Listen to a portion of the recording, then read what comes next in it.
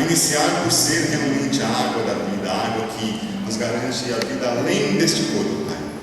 A Tua promessa de vida eterna, a Tua promessa de habitarmos constantemente contigo por todos os tempos, Pai. Te agradecemos porque em meio a todas as situações adversas, o Senhor tem suprido nossas necessidades, as famílias dessa igreja, e em todos os momentos que possam ser tribulosos, Pai bendito, o Senhor tem colocado as Tuas mãos para nos socorrer. E nesse instante, creio que muitos que já fizeram suas contribuições reconhecem, expressam isso, Pai, sabendo que do Senhor veio o sustento, e do Senhor veio o socorro, e por isso te agradecemos por tudo que o Senhor é em nossas vidas. E cada coração grato e cheio da compreensão do Teu amor possa nesse instante entender que o Senhor está com os Teus olhos voltados e virados nossas necessidades. Seja conosco, Pai bendito, na continuidade da celebração deste culto àquele que vive para todo sempre, o nosso Senhor Jesus Cristo. Amém. Queridos irmãos, hoje eu quero conversar um pouquinho com os irmãos no texto, a partir do texto da vocação de Josué. Josué é um grande servo de Deus e um grande general da história de Israel, e se tem uma grande lição que a história de Josué ela nos ensina, é que a obra de Deus precisa continuar. A história de Josué é uma história de recomeços. O povo de Israel, eles tinham passado literalmente por uma quarentena. Vocês lembram da história? Literalmente uma quarentena. Ficaram 40 anos, no deserto, e a obra de Deus então sofreu uma pausa, sofreu uma interrupção, o projeto e a vontade que Deus tinha para o povo de Israel. E quando nós chegamos em Josué então fala agora do recomeço daquele projeto que tinha parado, e fala então aí dessa obra de Deus que precisa continuar. E eu acho que tem tudo a ver com o nosso contexto, de uma certa maneira. Então nós estamos aqui hoje recomeçando, um projeto, o nosso trabalho, a vida da nossa igreja, as celebrações que tinham então também sofrido uma interrupção. Estamos recomeçando.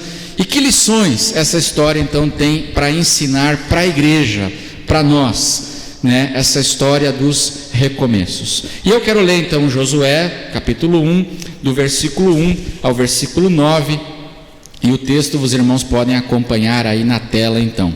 Vamos ler? Diz assim a palavra de Deus: Sucedeu, depois da morte de Moisés, servo do Senhor, que este falou a Josué, filho de Num, servidor de Moisés, dizendo... Vamos ler juntos o versículo 2, vamos ver o que Deus disse para Josué. Moisés, meu servo, dispõe-te agora, passa este Jordão, tu e todo este povo, a terra que eu dou aos filhos de Israel. E aí o texto continua: todo lugar que pisar a planta do vosso pé, vô-lo tenho dado, como eu prometi a Moisés. Desde o deserto e o Líbano, até ao grande rio, o rio Eufrates, toda a terra dos heteus e até ao mar grande, para o poente do sol, será o vosso limite. Ninguém te poderá resistir todos os dias da tua vida. Como fui com Moisés, assim serei contigo. Não te deixarei, nem te desampararei. Que promessa maravilhosa, irmãos? E aí Deus então agora diz para Josué, encorajando ele: sê forte e corajoso, porque tu farás este povo herdar a terra que sob juramento prometi dar a seus pais. Tão somente ser forte e muito corajoso, para teres o cuidado de fazer segundo toda a lei que meu servo Moisés te ordenou. Dessa lei, dessa palavra, dela, não te desvies, nem para a direita, nem para a esquerda, para que sejas bem-sucedido por onde quer que andares. Não cesses de falar deste livro da lei, antes medita nele dia e noite, para que tenhas cuidado de fazer segundo tudo quanto nele está escrito. Então farás prosperar o teu caminho e serás bem-sucedido. Amém, irmãos? Vamos ler juntos o verso 9. Não te mandei eu, ser forte e corajoso. Não temas, nem te espantes, porque o Senhor teu Deus é contigo, por onde quer que andares. Eu acho muito interessante que a promessa não é que Deus será contigo. Qual é a promessa? Que Deus é, agora, já. Não é que Deus será, mas Deus está conosco, Ele é conosco. E é essa certeza, então, que encoraja Josué para a história desse recomeço da obra de Deus que precisa continuar. A obra de Deus sofrera uma interrupção. Foi uma quarentena longa, um hiato dessa obra de Deus, mas agora aqui com a vocação de Josué, Deus está dizendo para ele e para todo o povo: tem que continuar, precisa continuar. Vocês agora precisam retomar aquele projeto que ficou parado, ficou interrompido durante muito tempo. Vocês precisam continuar essa obra. E aqui nesse texto, e isso que eu queria ver com os irmãos hoje, esses versículos, eles ensinam que para o povo de Deus continuar a obra de Deus, 5 desafios precisam ser superados. E eu hoje quero falar então, não vou falar os 5 desafios, hoje eu vou falar só o primeiro. E aí, se Deus quiser, na semana que vem a gente continua vendo os outros desafios, né? Mas são 5 desafios que essa palavra de Deus para Josué fala que esse povo que precisa continuar a obra de Deus, ela não pode parar. E esse povo que precisa retomar aquele projeto que ficou parado, para isso acontecer, em obediência à vontade de Deus, Josué e o povo de Israel precisaram então superar 5 desafios. O que eu quero ver hoje? O primeiro desafio, o desafio das circunstâncias do momento. Esse é um grande desafio, porque preste atenção, irmãos, essa história aqui ela ensina que, humanamente falando, da perspectiva e do olhar humano, esse não era o melhor momento para recomeçar a obra de Deus. Não era o melhor momento. Mas veja o que diz aí o verso 2. O verso 2, ele diz: dispõe-te agora, passa este Jordão. Amém, irmãos? Existe um agora de Deus ali. Dispõe-te quando? Agora. Só que esse momento não era a melhor hora do ponto de vista estratégico, do ponto de vista humano. Não era a melhor hora para começar. Por quê? Porque Deus diz assim no verso 2, né? Aí, passa este Jordão. E eu sempre achei isso curioso. Por que Deus não disse simplesmente passa o Jordão? Mas Deus diz passa este Jordão. É um jeito estranho de falar, porque não existe mais de um rio Jordão, só existe um rio Jordão. Se houvesse 2 rios Jordão, ou se tivesse mais de um, mas 3, aí Deus podia falar, passa este. Mas só existia um rio Jordão. Por que Deus disse, passa este Jordão? Sabe por quê? O capítulo 3, o verso 15 nos dá a razão. Olha o que diz a palavra de Deus aí. Vamos ler juntos? Josué 3,15. Porque o Jordão transbordava sobre todas as suas ribanceiras durante todo o tempo da colheita. Deu para entender? O que estava acontecendo aqui quando Deus disse: desponte agora, passa este Jordão? O Rio Jordão estava baixinho ou o Rio Jordão estava transbordando? Ele estava transbordando. Parece o nosso Rio Tietê em janeiro. Rio Tietê em janeiro, saindo pelas bordas, inundando aqui. A Avenida João Paulo, né? Como nós já vimos tantas vezes aqui, assim, tudo transbordado.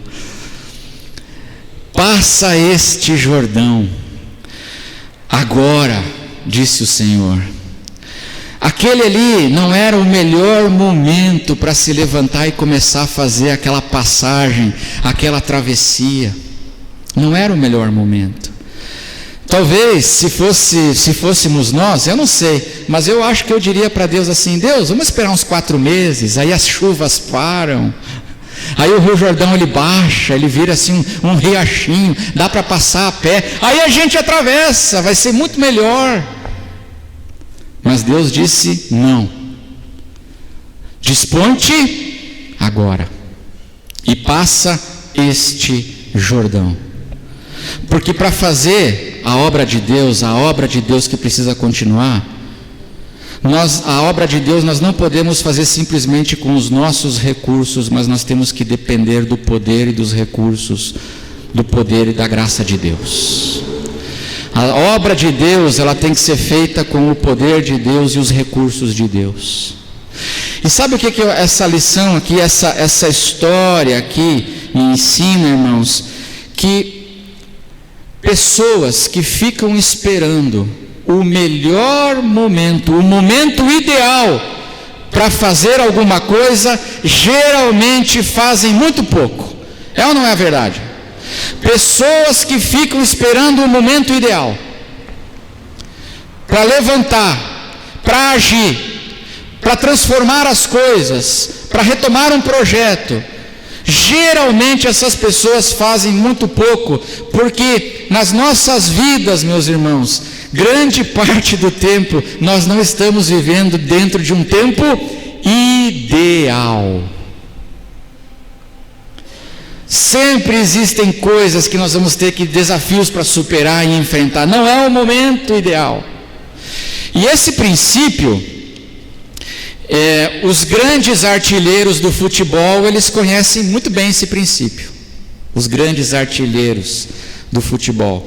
Porque, olha, geralmente, assim, 95% das vezes, um artilheiro, quando ele pega a bola para fazer um gol, a bola não vem redonda. É ou não é? A bola vem quadrada. A bola vem quicando. A bola vem torta, ela vem rodando. A bola não vem certinha para o artilheiro fazer o gol. Geralmente, quando ele pega a bola, ele já tem 2 zagueiros enormes em cima dele, tentando atrapalhar ele. Mas ele precisa fazer o seu trabalho e chutar e tentar e correr atrás, mesmo quando o momento não é a bola ideal, mas ele vai e ele faz o gol. Você já pensou se um artilheiro dependesse do pênalti para ser artilheiro? Já pensou? Porque no pênalti, aí a bola é a bola ideal, o momento é ideal, a bola está paradinha, não tem zagueiro na frente, está tudo certo, é só chutar e fazer o gol. Mas tem gente que erra, mesmo quando a bola está no ideal. Mas você já pensou se um artilheiro dependesse dos pênaltis para ser o artilheiro do campeonato? Ele seria artilheiro quando, irmãos? Nunca. Porque pessoas que ficam dependendo do momento ideal, e igrejas que ficam dependendo do momento ideal para fazer as coisas, geralmente fazem muito pouco, Porque na nossa vida é normal as coisas não estarem dentro de tudo certinho, mas dentro dessas realidades Deus nos chama para nós retomarmos e continuarmos a sua obra. É dentro do contexto da imperfeição que nós somos chamados para continuarmos a obra que Deus tem chamado a nós, como Ele chamou Josué para fazer. Você já ouviu falar de um homem chamado Billy Graham? Quem conhece Billy Graham, já ouviu falar dele, levanta a mão. Billy Graham. Billy Graham, uma coisa interessante da vida dele é que ele começou as suas cruzadas evangelísticas em 1947.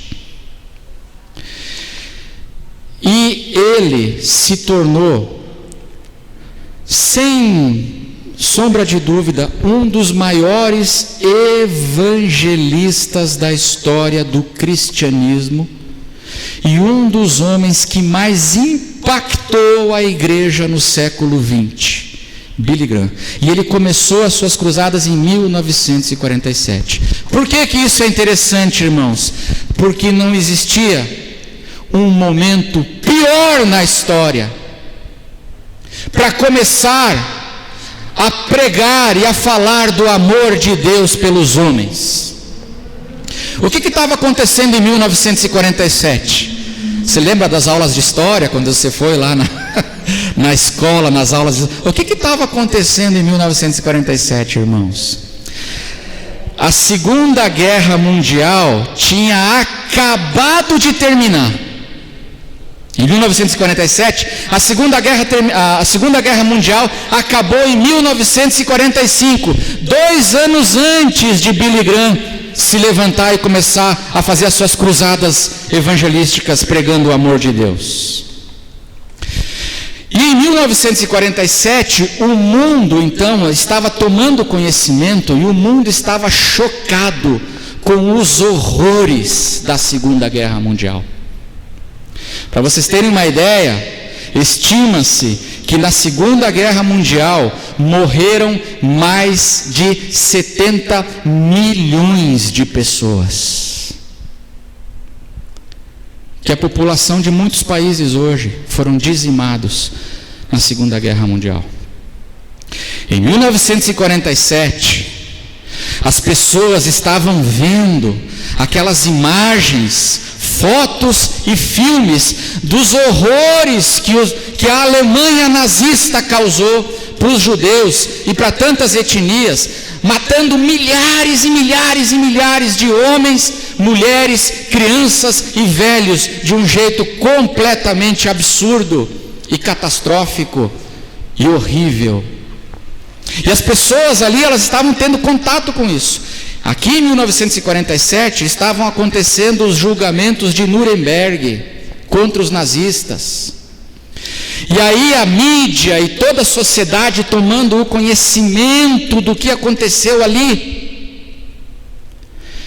E eu pergunto para você, o que você imagina que estava acontecendo no coração das pessoas quando elas começaram a ver os horrores do que acabou de acontecer na história, e onde milhares de pessoas foram brutalmente assassinadas? Sabe o que estava acontecendo? Estavam virando ateus. As pessoas se questionavam assim: se Deus existe e Deus é amor, como Ele pôde permitir esses horrores? Irmãos, o mundo estava chocado, mas a igreja, em 1947, a igreja de Jesus, ela estava perdendo a fé. Por causa das circunstâncias, daquilo que aconteceu. As pessoas, elas estavam, os cristãos estavam se tornando céticos. Para você ter uma ideia, o melhor amigo de Billy Graham, que também era pastor, que também era evangelista, que trabalhava junto com Billy Graham, depois de alguns anos, poucos anos aqui, ele se declarou ateu. Ele se declarou ateu. E não foi só ele, foram outras pessoas próximas a Billy Graham, evangelistas, que também se tornaram e se declararam ateus no pós-guerra. Esse amigo de Billy Graham, ele é o Charles Templeton, um evangelista que depois ele diz assim: não creio mais nesse negócio. Pergunto para você, o contexto era favorável para esse homem aqui se levantar e falar do amor de Deus? Era favorável, irmãos? Era a hora certa? Humanamente falando, essa era a hora certa. Mas então Deus vai lá no interior dos Estados Unidos, pega um jovem franzino e um caipira, porque o Billy Graham, ele era um caipira, ele cresceu numa fazenda, não era um homem com uma reflexão filosófica muito elaborada, ele nem se importava com isso, mas ele estava cheio, o coração dele cheio do amor de Deus. E no momento quando todo mundo dizia: onde está Deus? Será que Deus existe? Esse negócio, e as pessoas ficando céticas, ele se levanta e começa a dizer: Deus te ama, Ele está com seus braços abertos e Ele está esperando você voltar para Ele. Igual o pai do filho pródigo. Volte para os braços de Deus, reconcilie-se com Deus, porque Deus ama você e Deus tem uma obra para realizar na sua vida. No pior momento da história, o que aconteceu? O poder de Deus usou esse homem, e ele foi possivelmente o cristão que mais impactou a igreja no século XX, foi esse homem aqui. E isso volta a falar desse princípio. Atravessa este Jordão. Senhor, mas não é o melhor momento, não dá para deixar para daqui a 4 meses, 5 meses, deixar para depois. Não, atravessa este Jordão, porque o meu poder e a minha graça estará com você. E a minha obra precisa continuar. No mesmo princípio, o apóstolo Paulo, ele fala para Timóteo, 2 Timóteo, capítulo 4, verso 1 ao verso 3, e aqui nós temos uma coisa muito parecida com Moisés e Josué, porque aqui em 2 Timóteo, Paulo está se despedindo. Paulo possivelmente a última carta de Paulo, e ele é o Moisés aqui que diz assim: eu completei a carreira, eu guardei a fé, e eu vou morrer, eu já estou sendo derramado como libação. E aí ele diz agora para Timóteo, que é o seu Josué, o seu sucessor. E olha o que ele diz aqui para Timóteo. Ele diz assim: Timóteo, diante de Deus e de Cristo Jesus, que há de julgar vivos e mortos pela sua manifestação e pelo seu reino, peço a você com insistência que pregue a palavra. Timóteo, pregue a palavra, insista, quer seja oportuno, quer não. E algumas versões dizem a tempo ou fora de tempo. Corrija, repreenda, exorte com toda a paciência e doutrina. Por quê? Aí Paulo diz para ele, verso 3: pois virá o tempo em que não suportarão a sã doutrina. Pelo contrário, as pessoas, elas se rodearão de mestres segundo as suas próprias cobiças, como que sentindo coceira nos ouvidos.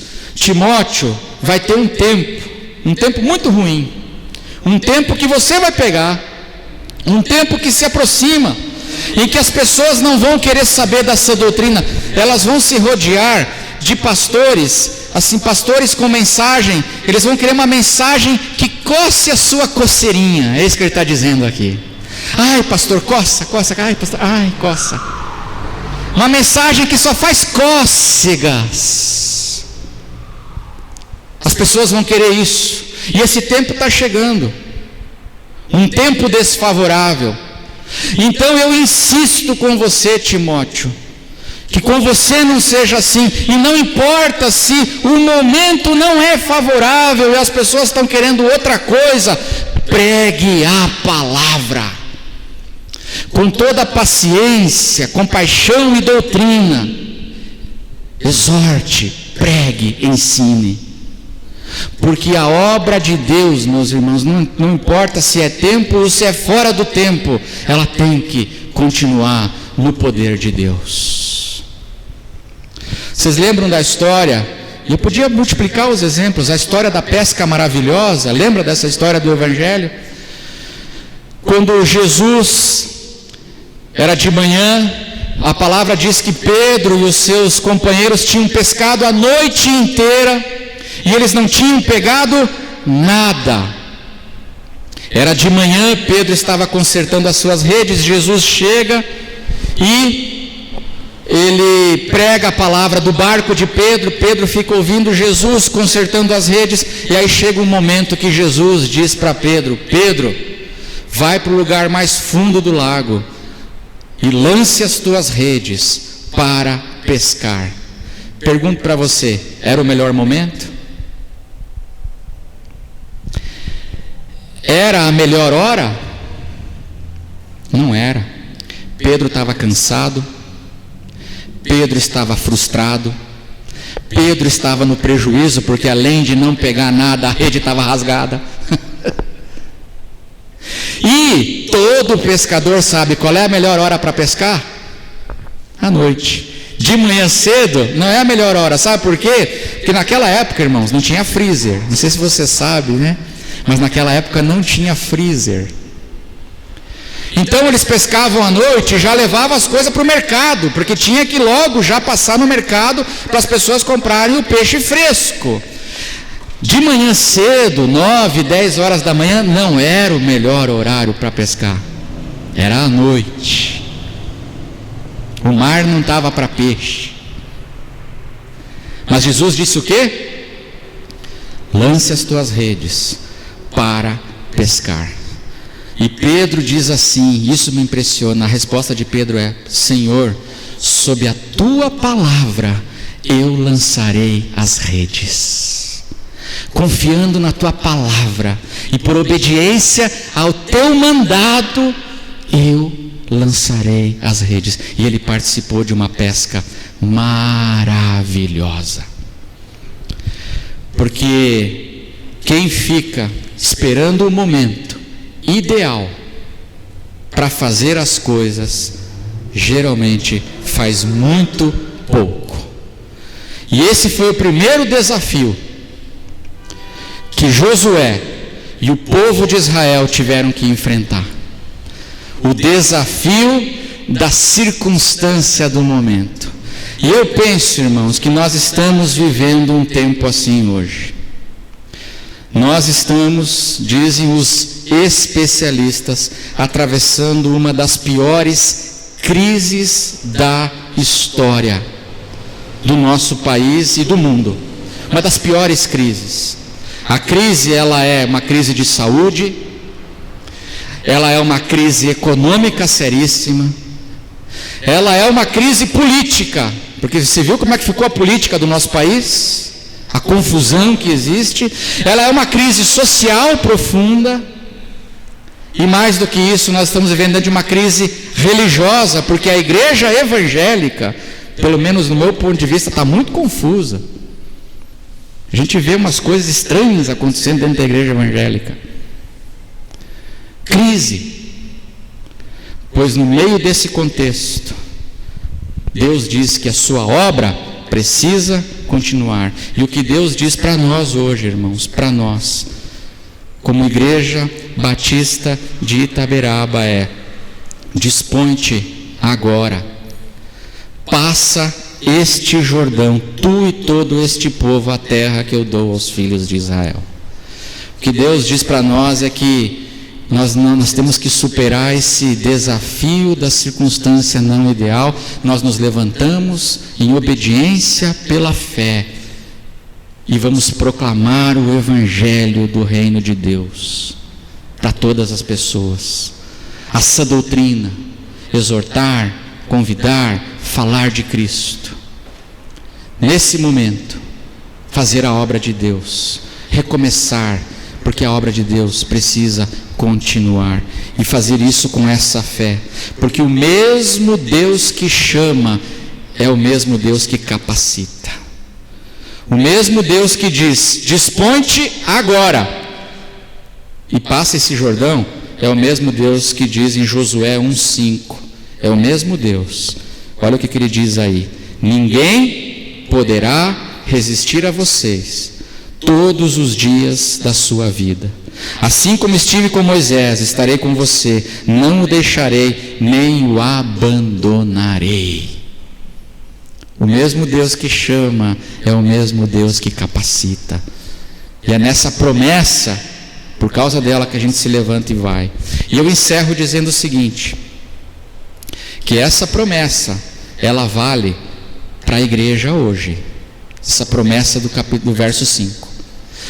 Porque a igreja é a continuação de Israel, a igreja de Jesus. E o evangelho de Jesus, o evangelho de Mateus, ele começa e termina exatamente com essa promessa do verso 5, que nós acabamos de ler aqui.